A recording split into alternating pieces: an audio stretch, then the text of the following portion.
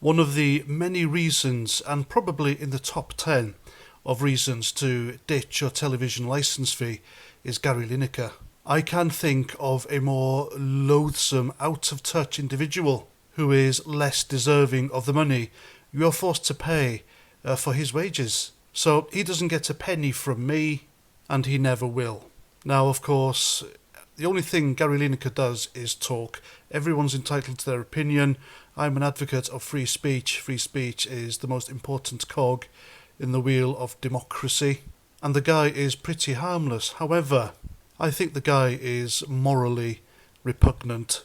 And he's also a bit of a Billy liar. He is now so woke and left-wing that he claims he was the victim of race hatred when he was little because of the colour of his skin. He's as white as you and I, folks. He is a European Caucasian, and yet he says he was the victim of racism because he was black. I mean, Jesus. That is how indoctrinated Gary Lineker is these days. He has also made an advert promoting the great British dish, fish and chips, where he took the opportunity during that advert to completely shit on this nation and our people. And he is one of the many intolerant sheep here who still hasn't recognised the Brexit vote of 2016, all those years later.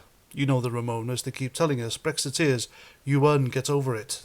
Well, I say to them, yes, we won, so accept it. It's about bloody time. So yes, Gary Lineker is a good example of the wine bar activist, champagne socialist, insufferable, I know better than you, virtue signalling woke mob.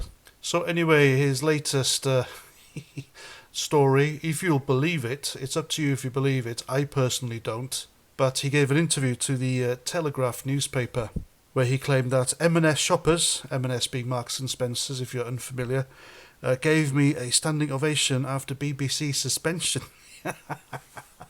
So picture the scene. Gary Lineker walks into Marks and Spencer's. Everybody's sat down for some reason, and then they see him walk in, and then they stand up and applaud him and give him a round of applause. Yeah, exactly. That's what I thought. Nonsense. Now, this story reminds me of the Remainers when, during the Brexit vote, they would post the most outlandish and unbelievable bollocks on social media.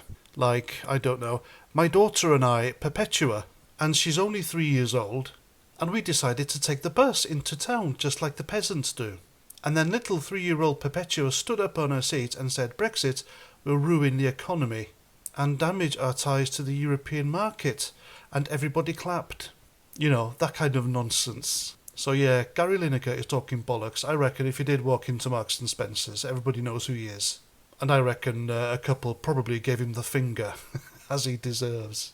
Because the guy's a knob. Simple as that. Anyway, that's my video. Let me know what you think in the comments. And until next time, Roger Trout.